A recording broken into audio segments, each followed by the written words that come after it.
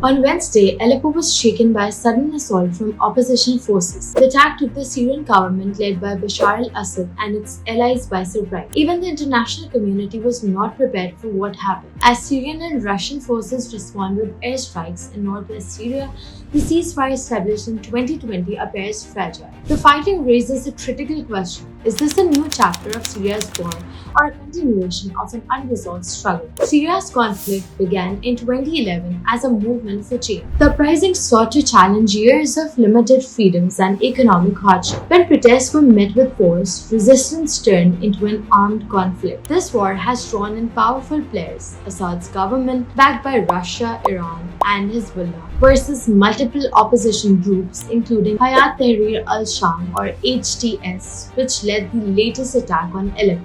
HTS emerged from Jabhat al-Nusra, which once had links to Al-Qaeda before rebranding itself and becoming the dominant force in Idlib. The consequences have been severe. Over 300,000 civilians lost their lives between 2011 and 2021, and more than half of Syria's population has been displaced. The country's social fabric has been strained, with millions forced to leave their home. Initially, the unrest was fueled by economic challenges, including a severe drought from 2007 to 2010. Families from rural areas migrated to cities, amplifying tensions. Inspired by regional movements during the Arab Spring, Syrians took to the streets. By July 2011, the Free Syrian Army was formed, marking the start of the armed struggle. The conflict quickly expanded beyond Syria. Russia, Iran, and Hezbollah supported Assad. Meanwhile, Turkey, the US, and other countries backed various opposition factions. Even Israel conducted airstrikes targeting pro-government forces. By 2015, what started as an internal conflict had become a battleground involving multiple nations. During this period, ISIL